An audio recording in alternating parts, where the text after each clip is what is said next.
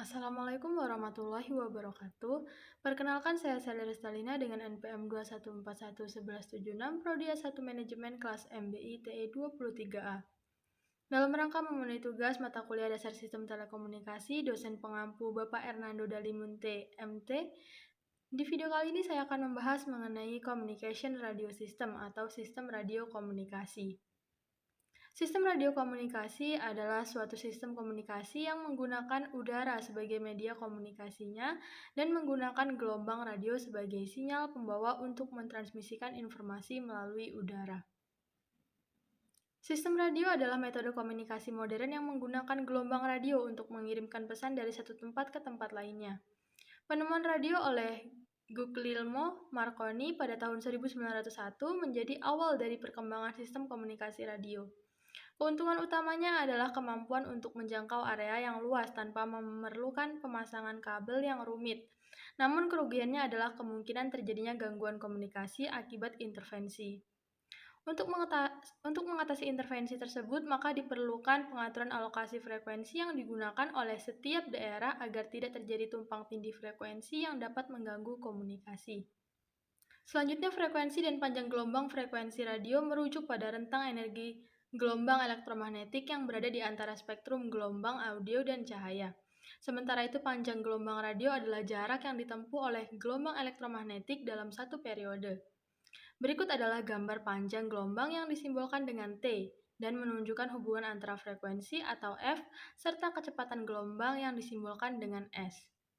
Radio wave atau gelombang radio adalah jenis gelombang elektromagnetik dengan frekuensi di bawah 3000 GHz dan memiliki dua vektor utama, yaitu medan magnet yang disimbolkan dengan H dan medan listrik yang disimbolkan dengan E.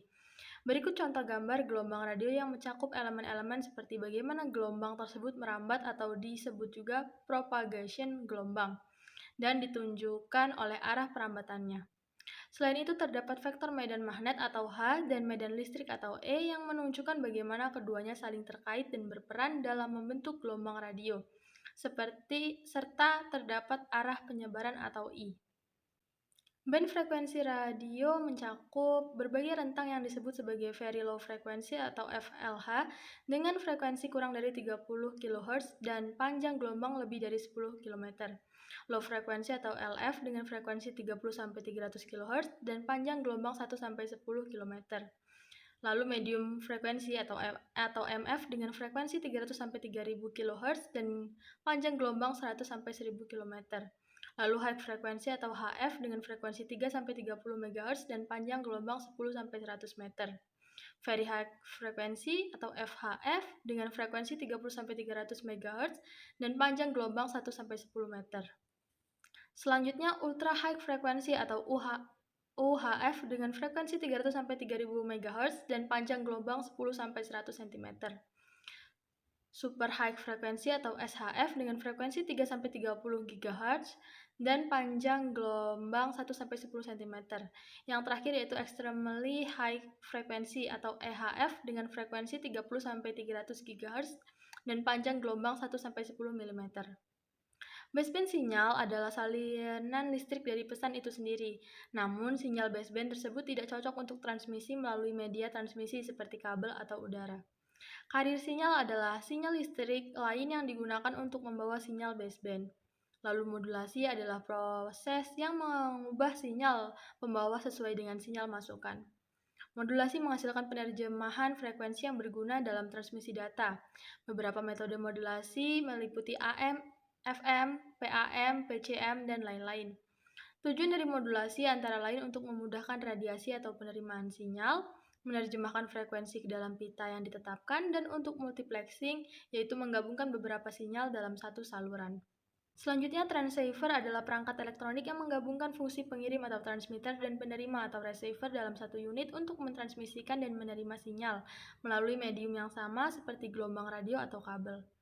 Berikut contoh gambar transmitter yang terdapat beberapa komponen penting yang bekerja sama untuk mentransmisikan sinyal, mulai dari input yang dapat berupa suara dari mikrofon atau mic, lalu sinyal melewati EF filter, lokal osilator untuk menghasilkan frekuensi pembawa atau karir frekuensi, dan terjadi proses modulasi atau disebut juga modulator.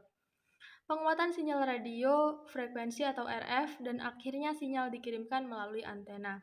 Sementara pada gambar receiver, fungsinya adalah menerima sinyal yang dikirimkan, dimulai dari antena yang menerima sinyal, kemudian melewati filter RF atau RF BPF, penguatan sinyal RF, osilator atau OSC, untuk mengatur frekuensi, dan terjadi detektor untuk mengambil informasi dari sinyal, IF filter, penguatan sinyal IF, dan akhirnya sinyal diterjemahkan menjadi suara oleh speaker. Berikut adalah gambar advanced system yang memiliki berbagai komponen yang penting dalam proses pengiriman dan penerimaan sinyal. Mulai dari sumber sinyal, pesan, penguat, osilator RF, penguat RF, dan pelipatan frekuensi yang berfungsi untuk mengolah sinyal, pesan, hingga mencapai tahap modulator. Setelah itu, sinyal melewati penguat RF lagi sebelum dipancarkan melalui antena pemancar. Di sisi penerima ada antena penerima yang menerima sinyal, kemudian melalui penguat RF yang juga menghadapi noise. Selanjutnya sinyal melewati osilator lokal yang juga terpengaruh noise dan melalui mixer sebelum masuk ke penguat IF. Setelah tahap detektor, sinyal dikuatkan lagi sebelum diarahkan ke pengarah suara dan sebagainya. Semua komponen tersebut bekerja sama untuk menghasilkan proses komunikasi yang stabil dan jelas. Dalam sistem radio, informasi awal dihasilkan dari sumber seperti mikrofon atau kamera, yang mengubah pesan atau informasi menjadi sinyal listrik. Sinyal tersebut kemudian diperkuat dan difilter menggunakan low pass filter untuk membatasi lebar pita. Osilator RF menentukan frekuensi pembawa atau kelipatannya. Tingkat daya sinyal ditingkatkan oleh satu atau beberapa tingkat penguat sebelum masuk ke modulator. Lalu modulator menggabungkan sinyal informasi dengan frekuensi pembawa untuk menghasilkan gelombang termodulasi di daerah frekuensi yang diinginkan. Dan ada kemungkinan penguatan tambahan setelah modulasi untuk mencapai tingkat daya yang dibutuhkan untuk transmisi melalui antena. Dan antena pemancar mengubah energi RF menjadi gelombang elektromagnet dengan polarisasi yang diinginkan dan mengarahkannya ke arah antena penerima. Lalu antena penerima dapat bersifat omnidireksional atau ke segala arah untuk penyiaran umum atau sangat terarah untuk komunikasi titik ke titik. Penguat RF kemudian menaikkan daya sinyal untuk masukkan ke mixer dan membantu mengisolasi osilator lokal dan antena. Lalu osilator lokal dalam penerima disesuaikan untuk menghasilkan frekuensi yang sesuai dengan frekuensi intermediate, yaitu FLO sebesar FRF ditambah FLF atau FRF dikurang FLF. Pencampuran sinyal atau mixer merupakan alat nonlinier yang menggeserkan sinyal yang diterima pada FRF menjadi frekuensi intermediate LFF serta mengubah modulasi pada pembawa yang diterima menjadi frekuensi intermediate atau IF. Penguat pada frekuensi intermediate meningkatkan sinyal untuk deteksi, pemilahan frekuensi, dan penyaringan sinyal yang tidak diinginkan. Detektor kemudian memulihkan sinyal pesan asli dari sinyal intermediate yang termodulasi. Penguat audio dan video kemudian menaikkan tingkat daya keluaran detektor untuk masukkan ke pengarah suara, televisi, atau perangkat keluaran lainnya. Akhirnya perangkat keluaran mengubah sinyal informasi kembali ke bentuk aslinya seperti gelombang suara atau gambar. Selanjutnya, propagasi gelombang radio adalah proses di mana gelombang dapat merambat melalui berbagai medium seperti padat, cair, dan udara. Terdapat dua jenis utama dalam propagasi gelombang radio, yaitu propagasi gelombang tanah dan propagasi ionosfer. Propagasi gelombang tanah meliputi gelombang langsung yang merambat langsung dari pemancar ke penerima, gelombang pantulan tanah yang memantul dari permukaan tanah sehingga dapat mencapai penerima meskipun terhalang oleh hambatan, dan gelombang permukaan tanah yang merambat sepanjang permukaan tanah. Sementara itu, propagasi ionosfer melibatkan pemantulan gelombang radio oleh lapisan ionosfer di atmosfer bumi yang memungkinkan gelombang radio untuk berkomunikasi dengan jarak yang lebih jauh karena mereka dapat dipantulkan kembali ke bumi oleh ionosfer dan mengatasi hambatan langsung melalui permukaan bumi seperti bumi dan bangunan tinggi. Berikut gambar propagasi yang menggambarkan proses penyebaran sinyal radio dari transmitter melalui beberapa medium seperti ground wave yang merambat di sepanjang permukaan bumi atau earth, sky wave yang terpantul oleh lapisan ionosfer dan lapisan atas atmosfer yang memantulkan gelombang radio kembali ke bumi. Proses tersebut penting dalam komunikasi jarak jauh dan mempengaruhi bagaimana sinyal radio dapat diambil atau dipertahankan pada jarak yang berbeda. Propagasi gelombang tanah adalah fenomena di mana gelombang radio merambat melalui tanah. Gelombang tanah terdiri dari dua jenis, yaitu gelombang langsung yang merambat langsung dari antena pengirim ke antena penerima dan gelombang pantulan tanah yang dipantulkan oleh permukaan tanah dan kemudian menuju antena penerima. Dalam gambar propagasi gelombang tanah, kita dapat melihat antena pengirim atau transmitting antena, lalu gelombang langsung yang menuju ke antena penerima atau receiving antena secara langsung. Kemudian gelombang pantulan tanah yang dipantulkan oleh tanah dan antena penerima atau receiving antena yang menerima gelombang tersebut. Gambar gelombang permukaan tanah menggambarkan proses transmisi sinyal melalui tanah.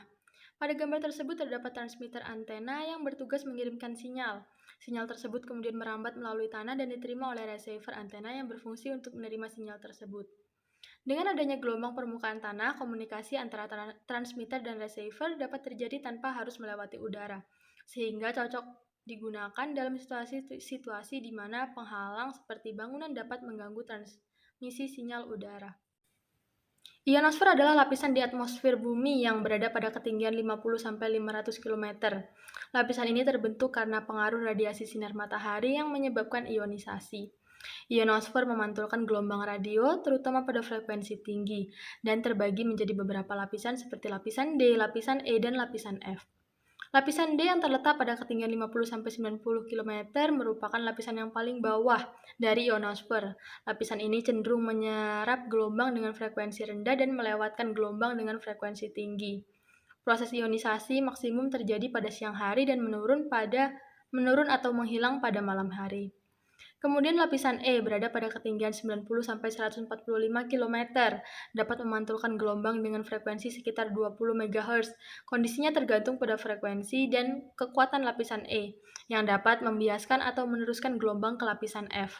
Pada malam hari, sinyal dapat melewati lapisan ini karena menyusutnya lapisan E. Yang terakhir yaitu lapisan F, terletak pada 160-400 km, dan terbagi menjadi F1 dan F2 pada siang hari. Namun pada malam hari keduanya bergabung menjadi satu. Lapisan ini memantulkan gelombang dengan frekuensi tinggi atau HF dan melewatkan gelombang dengan frekuensi lebih tinggi seperti VHF dan UHF. Hal ini sering dimanfaatkan untuk pemancaran gelombang AM dalam jarak yang jauh. Gambar propagasi ionosfer menunjukkan bagaimana gelombang radio berinteraksi dengan lapisan ionosfer pada berbagai frekuensi. Gelombang dengan frekuensi di atas 100 MHz cenderung melewati ionosfer tanpa terpantul. Sementara gelombang di bawah 5 MHz terpantul kembali ke bumi oleh ionosfer.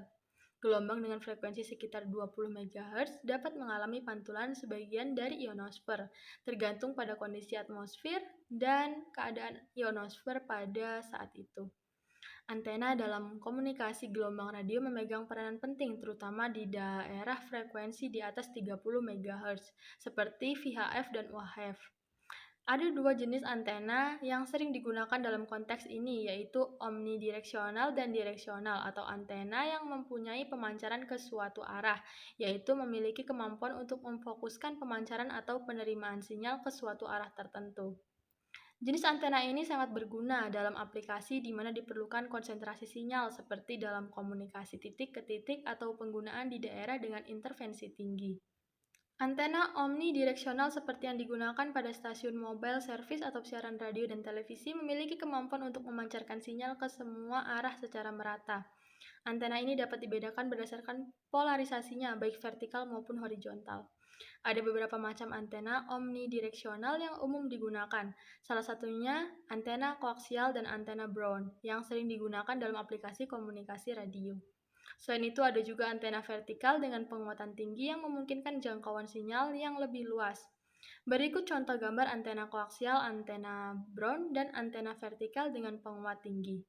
Selain itu ada berbagai macam antena omnidireksional lainnya termasuk antena super transtile dan antena super gain.